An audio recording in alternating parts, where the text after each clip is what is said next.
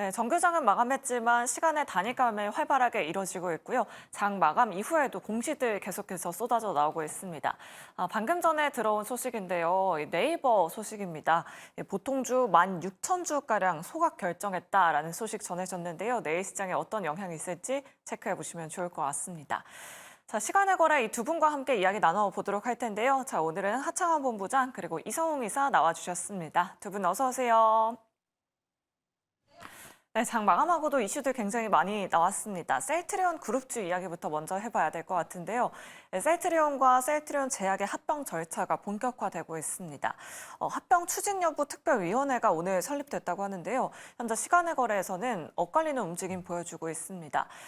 이 부분 이성우 이사님께 먼저 여쭤보도록 할게요. 현재 셀트리온은 시간의 거래에서 하락세 보여주고 있고 셀트리온 제약은 현재 오르고 있거든요. 갖고 계신 주주분들 정말 많으신데 어떤 전략이 필요할까요?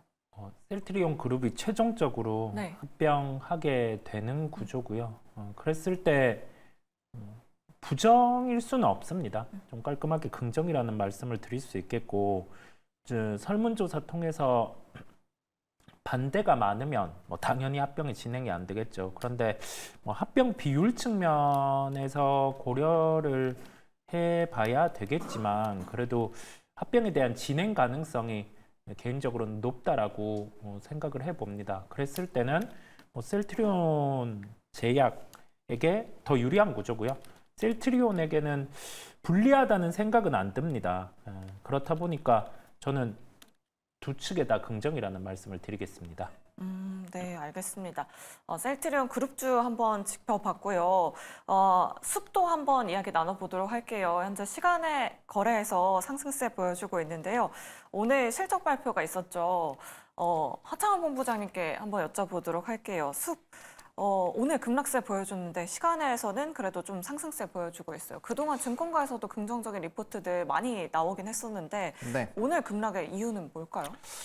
일단 오늘 이제 전거래부터 금일까지의 이런 외국인과 기관의 수급 이탈에 대한 생각을 좀 해보셔야 되지 않을까라는 생각이 듭니다. 그러면 실적이 예상 컨센서스보다 상회했거든요. 매출, 영업이익, 순이익 모두 다 컨센보다 상회를 했고 실적이 굉장히 잘 나오게 됐고 별풍선이 회복이 된다라고 한다면 추가적으로 더 실적은 상승을 해줄 수 있는 그런 상황입니다.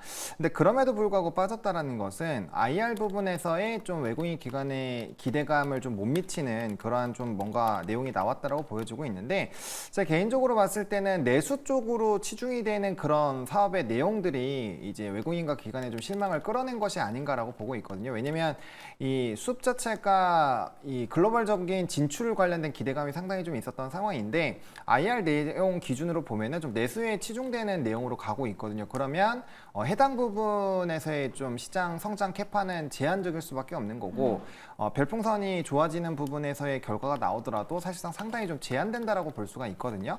그렇게 된다면은 실적이 잘 나와도 오히려 좀 주가의 되돌림이 나올 수 있는 왜냐면 실적이 좋은 건 다들 알고 있었던 상황이기 때문에 그리고 이 종목 같은 경우가 이제 트위치가 초래하는 부분에서 이런 점유율 확대뿐만 아니라 글로벌 진출에 대한 부분들이 있었는데 그 부분이 만약에 빠진 거라고 한다면 뭐 여기까지면은 어느 정도 되돌림이 나왔다라고 보시면 될 것 같고 대신에 이제 바닥을 다지면서 이런 좀 기간 조정이 나올 수 있으니 그런 부분들에서는 좀 추가적인 수급의 되돌림이 돌아오는지 여부는 체크를 해보실 필요가 있겠다라고 정리드리겠습니다. 네, 알겠습니다. 오늘 급락세 보여줬지만 현재 시간에서 상승세 보여주고 있는 숲 한번 체크를 해봤고요. 다음으로 이사님께는 좀 테마성 성격의 종목들 한번 여쭤보도록 하겠습니다. 저희가 어제 시간의 특징주로 댐 관련주 짚어봤었는데 오늘 그래도 좀 상승세 이어갔는데 현재 시간에서는 하락률 상위 종목에 일제히 포진이 되어 있습니다. 네. 이런 종목들 일일 천하였던 걸까요? 어제 왜 이게 나왔는지 잘 모르겠는데 네. 시간외로 좀 소식이 있다 보니까 나왔더라고요. 장도 좋지 않은데 그리고 나서 우리가 테마주들 개별주들이 부각될 땐 시장이 좀 불안할 때 수급들이 그렇게 들어가는 면이 있고요. 시장이 오늘은 약간의 정상화를 되찾았죠. 외국인 매수 같은 경우도 유입이 되고 그랬을 때 자금은 낙폭과대주들로 다 지금 쏠리게 됩니다. 그렇다 보니까 이런 현상이 발생을 하고요. 인프라 투자 관련해서는 여기에 대해서 자본의 투입 규모, 그다음에 계획 그게 명확히 나온다라고 하면은 종목들이 반응이 나타날 수는 있는데 시장에 대한 특성이랑 같이 생각을 해보시면 될 것 같아요. 그래서 지금은 낙폭과대 쪽에 반등의 무게 그렇게 두고 개별주 쪽 같은 경우는 약간 무게를 덜하게 간다라는 말씀을 드립니다. 아, 네. 그러면은 혹시라도 갖고 계신 분들은 지금 시간에서 조금 정리를 하는 편이 나을까요, 이사님? 뭐 저라면 그렇게 할 것 같고요. 개별주들 근데 대부분 매도를 하시지 않았을까라는 생각이 듭니다. 오늘 시장의 스타일 변화가 있었다 보니까 그렇게 생각이 들고요. 뭐 한두 종목 이화공영 뭐 이런 종목들 같은 경우는 뭐 전거래일 오늘 같은 경우도 시세 연속성이 있었고 저점 대비해서 비율로 보자면 한 30% 이상 올라왔죠. 그렇다 보니까 30에서 50% 종목들이 개별주가 올라왔을 때 그때 같은 경우는 좀 주가 변동성이 커질 수도 있습니다.